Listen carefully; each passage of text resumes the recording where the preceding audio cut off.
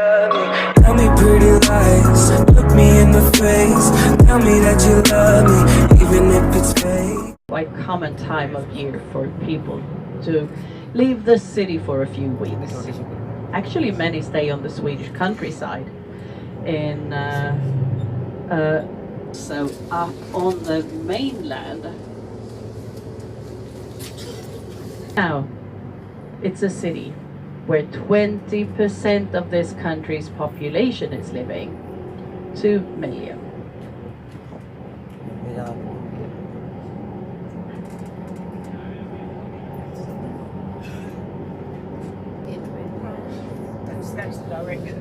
We've been also, the bus has been standing still with the engine off, so it might take a minute or two. By the sea, if you have 14 islands in central Stockholm, you need to have a lot of bridges as well.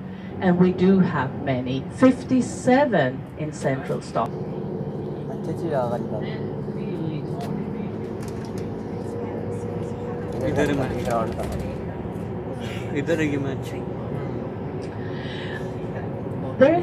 There aren't a lot of people out here walking now this summer, but if you would have been here last year, there were hundreds of children from the age of 9, 10 up to their early teens. That was because there were lots of Pokemons out here that you could catch last year. And people coming here to cross-country ski as well. Doesn't take long before you're in the more elegant district of the city, Östermalm. But we have some things that you might have seen in your home country. I don't know, of course, where you come from, but do you have any Canadians? Awfully quiet. So obviously many are Americans. Yes. Maybe a few from the UK. Yes, indeed. And Australian, Swedish family names and place names in a very British way.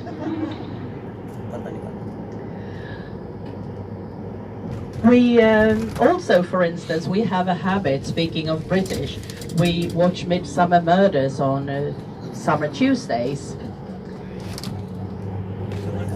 And that's a summer tradition that's been going on for many years, and we every year are surprised there can still be any people alive in midsummer.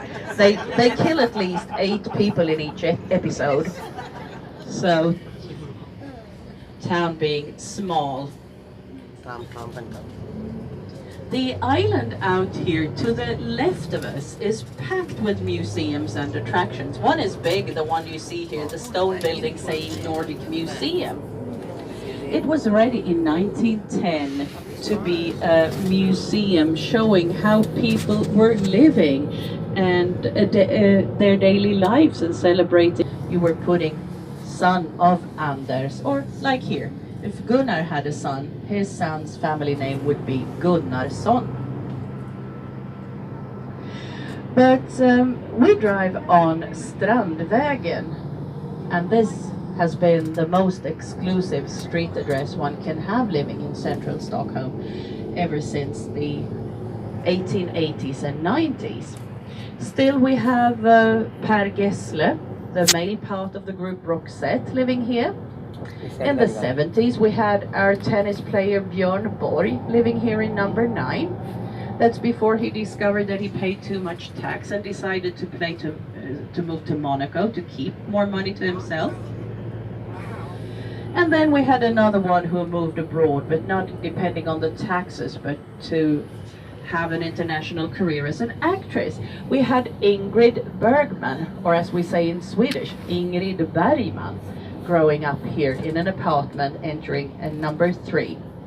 Her father was selling cameras down here on the first floor. And her mother, she had passed away. The movie director and for many years the head of the theater called Ingemar. He made a lot of movies, very often showing relations between, dysfunctional relations between men and women, I'd say. But this is the theater from 1909 here to the right. This street where you go shopping for Gucci, Chanel, Prada, Louis Vuitton and other exclusive brands. It's in here to the right. And then we get to a building where we got the expression Stockholm Syndrome from. Have you heard it? Yes. Yep. In here to the right where you see some striped wallpaper. On the right hand side is where a bank robber was holding 4 employees of a bank hostage in the early 70s. The police, the world press were out here waiting for the police to negotiate with the kidnapper to release the hostage. A few days later, they could come out, but they did not want to come out. They felt sorry for their kidnapper, with whom they'd been drinking beer and playing cards.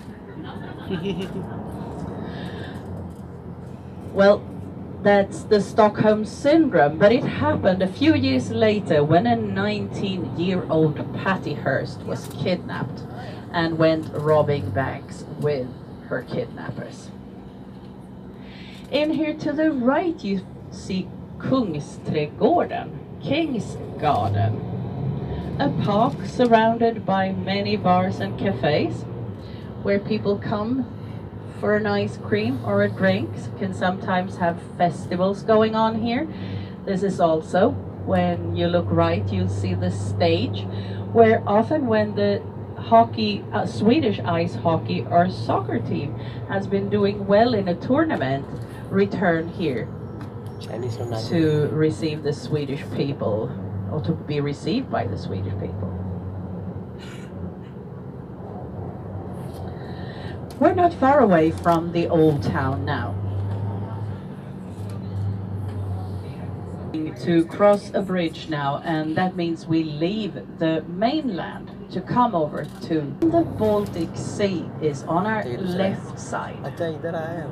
And the island here to the right with scaffolding on, that's our parliament building. It's on an island called Helgeandsholmen, Island of the Holy Spirit.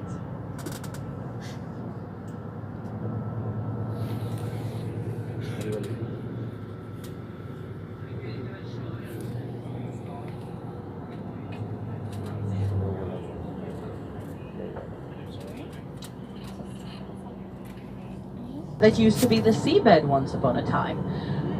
We drive down below the Royal Palace from the 1750s. That's the one up here to the right. No longer the royal residence, but the workplace for our king to receive new ambassadors, to give banquets and other events taking place here.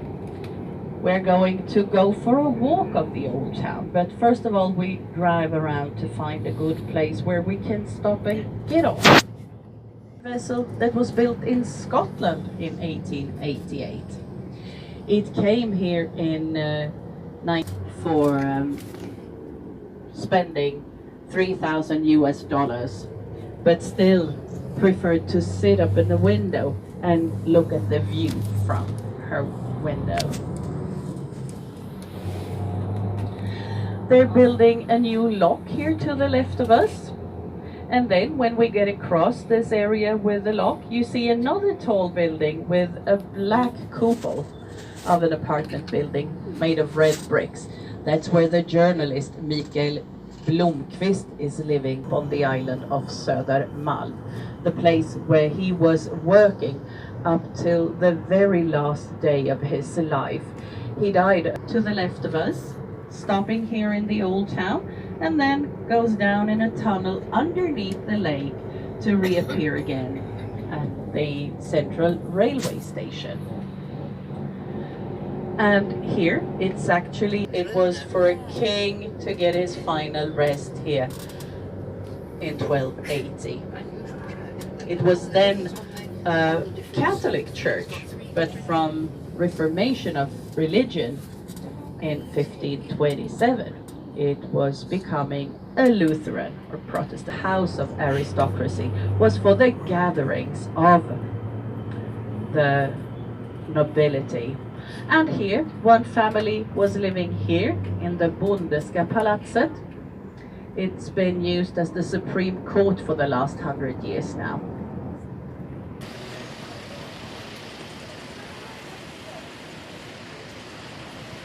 धूप बहुत है यार.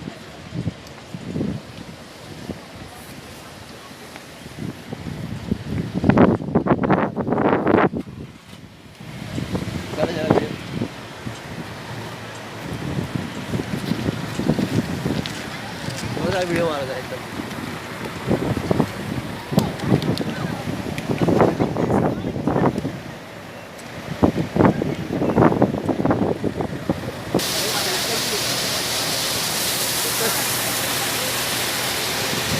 मेरा निकल